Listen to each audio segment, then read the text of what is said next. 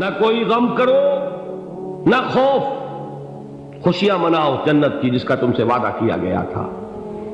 اللہ کی ربوبیت پر اطمینان جب انسان کو ہو جاتا، میرا رب اللہ ہے، ربی اللہ، انسان کے لیے نہ کوئی کھٹکا، نہ کوئی خطرہ، نہ کوئی خوف، نہ کوئی حزن۔ جو کچھ ہو رہا ہے کس کے اذن سے ہو رہا ہے؟ اللہ کے اذن سے۔ اللہ کے اذن کے بغیر پتہ تک نہیں ہلتا۔ یہ کوئی اندھا بہرا مادہ نہیں ہے جس سے مجھے کوئی خوف ہو۔ اندھا بھینسا چلا رہا ہو اس سے تو ڈرنے کا ہر انسان کو ڈرنا چاہیے، نہ معلوم کس کو ٹکر مار دے، لیکن نہیں، اس کائنات کو چلانے والا ایک سمیع و بصیر خدا ہے۔ وہ جو میرا دوست ہے، میرا ولی ہے، اللہ ولی الذین آمنوا یخرجہم من الظلمات الی النور، اللہ اہل ایمان کا ولی ہے، ساتھی ہے، پشت پناہ ہے، مددگار ہے، حمایتی ہے۔ بتائیے جسے یقین ہو جائے کہ اللہ میرا مددگار، اللہ میرا محافظ، اللہ میرا پشت پناہ، اللہ میرا حمایتی، اس کے لیے کوئی خوف ہوگا؟ اس سے کوئی ڈر ہوگا؟ میں مثال دیا کرتا ہوں ایک بہت سادہ، پنجاب کے دیہات کی۔ تو بڑا چودھری ہے اور کوئی غریب کسان ہے، اس غریب کسان کے جانوروں کو ہر وقت اندیشہ ہوگا چوری کا، کوئی میری بھینس کھول کر نہ لے جائے، کوئی میرا بیل کھول کر نہ لے جائے۔ لیکن جس کے بارے میں یہ سب کو معلوم ہو کہ وہ جو بڑا چودھری ہے وہ اس کا دوست ہے، اس کی بچیا کو کوئی خوف ہوگا؟ اس کی بھینس پر کوئی ہاتھ ڈالے گا؟ اسے کوئی اندیشہ ہوگا؟ نہیں۔ کیوں؟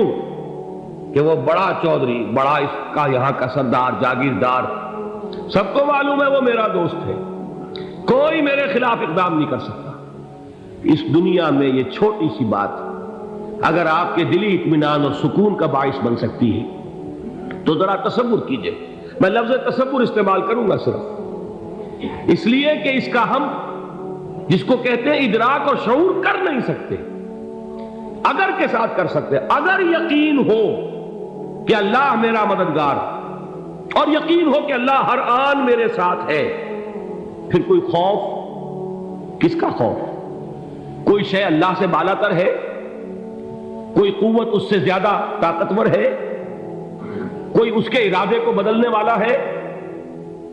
کوئی اس کی مشیت کے آڑے آنے والا ہے؟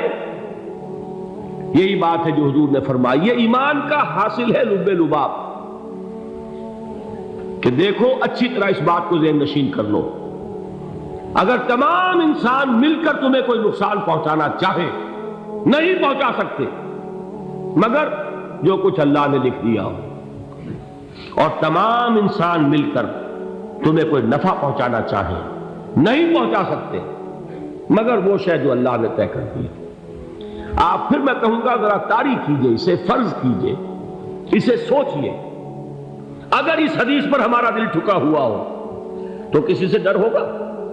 یہ مجھے نقصان نہ پہنچا دے، یہ میری رپورٹ خراب نہ کر دے، یہ میری انکریمنٹ نہ رکوا دے، یہ میرا یہ نہ بگاڑ دے، یہ میرے یہ نقصان نہ پہنچا دے، اس کا ڈر، اس کا ڈر، اس کا خوف، اس کی خوشامد، اس کے لیے جا کر طرح طرح سے اپنی عزت نفس کو ذلیل کروانا اس کے سامنے۔ یہ سب کچھ کیوں کرتا ہے انسان؟ جب سمجھتا ہے کہ اس کے ہاتھ میں میرا کوئی نفع ہے، اس کے ہاتھ میں میرے لیے کوئی ضرر ہے، یہ مجھے کوئی غضب پہنچا سکتا ہے، یہ مجھے کوئی نقصان پہنچا سکتا ہے، یہ میرا کوئی کام بنا سکتا ہے، یہ میری کوئی ضرورت پوری کر سکتا ہے، اسی کا نام شرک ہے۔ جہاں آپ نے یہ سمجھا کہ غیر اللہ کے اندر کوئی طاقت موجود ہے، وہی شرک ہے۔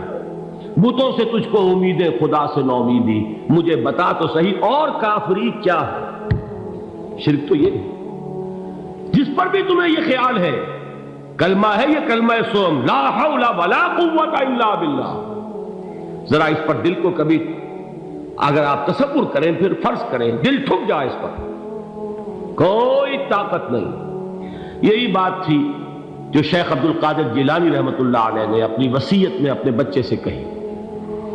11ویں دینے والے ہیں، لیکن حضرت شیخ عبد القادر جیلانی کی وصیت اور تعلیمات کو کتنے لوگ ہیں تم جانتے ہو؟ یہ جن مقامات تک پہنچے ہیں وہ کس چیز کی بدولت پہنچے؟ انہوں نے جو پیغام دیا وہ کیا تھا؟ اے میرے بچے، جس طریقے سے قرآن مجید میں حضرت لقمان کی نصیحتیں جو ہے نقل کر دی گئی ہیں، میں یہ عرض کروں گا بالفرض اگر قرآن حضرت عبد القادر جیلانی کے بعد نازل ہوا ہوتا تو شیخ عبد القادر کی یہ نصیحتیں بھی قرآن میں درج ہوتی۔ اتنی اونچی نصیحتیں ہیں۔ اے میرے بچے، اس حقیقت کو ذہن نشین کر لے، لا فاعل فی الحقیقت ولا مؤثر الا اللہ۔ اس کائنات میں نہ کوئی فاعل حقیقی ہے نہ مؤثر حقیقی ہے سوائے اللہ۔ کسی شے میں کوئی تاثیر نہیں اگر اللہ نہ چاہے۔ آگ جلا نہیں سکتی اگر اللہ نہ چاہے، پانی ڈبو نہیں سکتا اگر اللہ نہ چاہے، زہر ہلاک نہیں کر سکتا اگر اللہ نہ چاہے، کوئی چیز فائدہ نہیں پہنچا سکتی اگر اللہ نہ چاہے۔ تو در در پہ کیوں سر جھکاتے ہو؟ در در پر کیوں جبیں سائی کرتے ہو؟ سب کے سامنے کیوں ہاتھ پھیلاتے ہو؟ ایک اللہ سے مانگو، ایک اللہ کے سامنے زمین پر اپنی جبین رکھو۔ لا فاعل فی الحقیقت ولا مؤثر الا اللہ۔ نظر آتا ہے ہمیں کہ پانی پیاس بجھا دیتا ہے، پیاس بجھانے کی صلاحیت پانی میں نہیں ہے، اللہ کے اذن سے۔ کھانا بھوک مٹا دیتا ہے، بھوک مٹانے کی صلاحیت کھانے میں نہیں ہے، اذن رب میں۔ دیکھیے یہی یقین تھا حضرت موسیٰ علیہ السلام کا واقعہ یاد کیجئے۔ سامنے سمندر آ گیا ہے، قوم دیکھتی ہے پیچھے کہ گرد و غبار کا طوفان۔ معلوم ہوا کہ فرعون اپنے لشکر سمیت آ گیا۔ لشکر جب چلتا تھا تیز رفتاری کے ساتھ تو گرد و غبار کا جو طوفان اٹھتا تھا اس کا تصور کیجیے، اور لمحہ بلمحہ وہ قریب آ رہا ہے۔ پوری قوم نے کیا کہا؟ اے موسیٰ انا لمدرکون، اے موسیٰ ہم کو پکڑے گئے۔ قرآن مجید نے تو یہاں وہ باتیں نہیں لکھی ہیں، لیکن تورات میں یہ درج ہے کہ بنی اسرائیل جھگڑنے لگے، دست و گریبان ہو گئے موسیٰ کے ساتھ۔ موسیٰ ہمیں یہاں مروایا لا کر، اس سے تو ہم ہی بہتر تھے، وہاں کھانے کو ملتا تھا، زندگی تو تھی، بیگار ہم کر رہے تھے، موت تو نہیں تھی۔ اب جو کچھ ہوگا اس کا تصور کرو، جس طریقے سے ہمارے ٹکڑے اڑائے جائیں گے۔ تو لڑ رہے ہیں حضرت موسیٰ علیہ السلام سے۔ یہ تورات کی تفصیل ہے، قرآن میں صرف اتنا آیا ہے، پریشان ہو کر انہوں نے کہا انا لمدرکون، موسیٰ ہم کو پکڑے گئے۔ اس وقت موسیٰ کا جواب کیا ہے؟ کلا ان معی ربی سیہدین، نہیں، میرے ساتھ میرا رب ہے، وہ راستہ دے گا۔ بتائیے کہاں راستہ نظر آ رہا ہے؟ یہ ہے ایمان بالغیب۔ راستہ نظر نہ آئے تب اللہ پر یقین ایمان ہے۔ جیب میں پیسے ہوں اور تب دل کو اطمینان ہے تو ایمان کس پر ہوا؟ پیسے پر، اللہ پر نہیں۔ جب وسائل و ذرائع نہ ہو اور پھر یقین ہو کہ اللہ مسبب الاسباب ہے، وہ اسباب کا پابند نہیں ہے، وہ اسباب کا محتاج نہیں ہے، اسباب اس کے محتاج ہے۔ اگر یہ یقین ہے تو اللہ پر ایمان ہے، یہ نہیں ہے تو تمہارا ایمان اسباب پر ہے، وسائل پر ہے، ذرائع پر ہے، مادیات پر ہے، اللہ پر نہیں۔ اس وقت کہاں راستہ تھا؟ کوئی راستہ تھا؟ سمندر ہے اور ادھر سے لشکر آ گیا ہے۔ کلا ان معی ربی سیہدین۔ اب دیکھیے ایمان کہہ دینا آسان ہے، ہوا معکم اینما کنتم، جہاں کہیں بھی تم ہوتے ہو اللہ تمہارے ساتھ ہوتا ہے، لیکن اس کا یقین قائم ہو جائے تو زمین و آسمان کا فرق واقع ہو جائے۔ یہی بات ہوئی حضور کے ساتھ۔ غار ہے، چھپے ہوئے ہیں محمد رسول اللہ اور آپ کے وہ یار غار ابو بکر صدیق رضی اللہ تعالی عنہ۔ اقبال نے حضرت ابو بکر کی شان میں چند اشعار کہیں صرف، لیکن واقعہ یہ ہے کہ بھاری بھاری نظموں پر اور قصیدوں پر بھاری ہے، طویل ترین نظمیں اور قصیدے ہوں ان پر بھاری ہے۔ ہمتیں ابو بکر کی ہمت جو ہے، کشت ملت را چوں ابر، جیسے بارش سے کھیتی اپجتی ہے، ابو بکر کی ہمت اور عزیمت اس امت کو اسی طرح سینچنے والی ہے۔ ثانیے اسلام و غار و بدر و قبر، وہ دوسرے تھے اسلام میں، دوسرے پہلے کون تھے؟ انا اول المومنین، حضور فرماتے سب سے پہلا ایمان لانے والا میں، دوسرے ابو بکر۔ ویسے ہمارے ہاں یہ چلتا ہے اختلاف، حضرت علی پہلے ہیں کہ حضرت ابو بکر پہلے ہیں، لیکن اس میں بڑی خوبصورت تطبیق قائم کی ہے علماء نے، اور بہت صحیح ہے۔ چار کے بارے میں فیصلہ ہی مت کرو کہ کون پہلے، ان کی ایک عجیب تقسیم کر دی ہے۔ آزاد مردوں میں، بالغ مردوں میں سب سے پہلے ابو بکر، بچوں میں سب سے پہلے علی، خواتین میں سب سے پہلے خدیجہ، اور غلاموں میں سب سے پہلے زید بن حارثہ۔ بڑی پیاری تقسیم ہے، یہ چاروں ہی پہلے ہیں، ہر ایک کے لیے اولیت ہے۔ اور واقعہ یہ ہے کہ اگر زمانی اعتبار سے تعین ہوگا تو پہلے خدیجۃ الکبریٰ آئیں گی رضی اللہ تعالی عنہ، کسی اور سے بات کرنے کی نوبت بعد میں آ سکتی ہے، پہلے تو اہلیہ محترمہ سے بات ہوئی، آتے ہی پہلی وحی ہوئی ہے، ابھی تبلیغ کا حکم نہیں تھا، کس کو بتایا واقعہ؟ ابھی اپنی نبوت کی تبلیغ کا تو حکم ہی نہیں آیا، واقعہ کس کا ہے؟ وہ خدیجہ کا ہے۔ جب کہا ہے کہ خشیت علی نفسی، مجھے اپنی جان کا اندیشہ ہے، تو کیا جواب دیا خدیجہ نے رضی اللہ تعالی عنہا؟ وہ صدیقۃ الکبریٰ ہے، صدیقات جو ہے خواتین ان میں چوٹی پر خدیجۃ الکبریٰ ہے رضی اللہ تعالی عنہا، اور صدیق جو مرد ہیں ان میں صدیق اکبر ہے ابو بکر صدیق رضی اللہ تعالی عنہ، لیکن صدیقات میں چوٹی پر۔ جب حضور نے فرمایا خشیت علی نفسی، کیا فرمایا، کیا عرض کیا، کیسے تسلی دی؟ نہیں نہیں، اللہ آپ کو ضائع نہیں کرے گا، آپ غریبوں کے ہمدرد ہیں، آپ مساکین کے تکالیف رفع کرنے والے ہیں، آپ بیواؤں کی سرپرستی کرتے ہیں، آپ مسافروں کی خدمت کرتے ہیں، اللہ آپ کو ضائع نہیں کرے گا۔ یہ یقین ہے اس خاتون کے اندر۔ خیر وہ ایک علیحدہ بات ہو جائے گی۔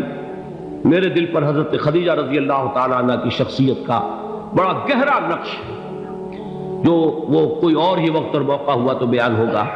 بہرحال اقبال نے ایک مصرے میں جو چار اولیتیں جمع کر دی ہیں، ہمت او کشت امت را چو ابر، ثانی اسلام و غار و بدر و قبر۔ اسلام میں حضور کے بعد پہلے کون؟ ابو بکر۔ غار میں حضور کے ساتھ کون؟ ابو بکر۔ بدر کی رات اللہ کا رسول سربسجود وہ جھاڑ، وہ گھاس پھوس کی جو جھوپڑی بنائی گئی تھی، اور وہاں تلوار ننگی لے کر پہرا دینے والا کون؟ ابو بکر۔ اور اس حجرہ عائشہ میں محمد کے بعد سب سے پہلے دفن ہونے والا کون؟ ابو بکر رضی اللہ تعالی عنہ وصلی اللہ علیہ وسلم۔ وہ جو معاملہ میں سنا رہا تھا غار ثور کا، حضرت ابو بکر بھی حضور کے خیال سے لرز گئے ہیں۔ آپ کو یاد ہوگا کہ جا کر پہلے تمام جتنے سوراخ تھے انہیں بند کیا ہے، ایک سوراخ رہ گیا تھا جس کو بند کرنے کے لیے کوئی کپڑا نہیں تھا، وہاں اپنی ایڑی رکھی ہے، تب کہا ہے حضور سے تشریف لائیے، اور اپنے زانو پر حضور کو لٹایا ہے، اور وہاں کسی موذی جانور نے کاٹا ہے، حضور کی آنکھ لگ گئی تھی، اس وقت اس بل کے اندر جو بھی بچھو ہے کیا ہے واللہ عالم، اس نے کاٹا ہے، اس کی تکلیف کی وجہ سے ابو بکر کی آنکھوں سے آنسو ٹپک گئے، حضور کے چہرے مبارک پر پڑے ہیں، تو حضور جاگے ہیں، معاملہ کیا ہے؟ ایڑی نہیں ہٹائی وہاں سے، مبادا وہ جانور وہاں سے نکل کر محمد الرسول اللہ کو کوئی گزن پہنچا دے، ابو بکر کی ایڑی ہے، جس طرح چاہے کھا لے، ختم کر دے، جان نکل جائے تب کوئی آنچ آئے، محمد پر تو آئے، لیکن جیتے جی نہیں۔ وہ ہے ابو بکر۔ حضور کے خیال سے اس وقت حضور نے پھر اپنا لعاب دہن لگایا ہے، اور اس سے پھر آپ کی تکلیف ختم ہوئی۔ جیسے خیبر میں حضرت علی کی آنکھ دکھ رہی تھی، اس کو جو شفا حاصل ہوئی ہے وہ بھی حضور کے لعاب دہن سے ہوئی۔ تو بہرحال اس وقت انہوں نے کہا ہے کہ اے نبی یا رسول اللہ، اگر اس وقت ان میں سے کسی نے غیر ارادی طور پر بھی اپنے قدموں کی طرف جھانک لیا تو پکڑے جائیں گے، کیا جواب تھا اللہ کے رسول کا؟ لا تحزن ان اللہ معنا، اللہ ہمارے ساتھ ہے، کیوں گھبراتے ہو ابو بکر؟ یہ ہے ایمان باللہ، میرا مالک اللہ، میرا رازق اللہ، میرا محافظ اللہ، میرا مددگار اللہ، میرا پشت پناہ اللہ، میرا دوست اللہ۔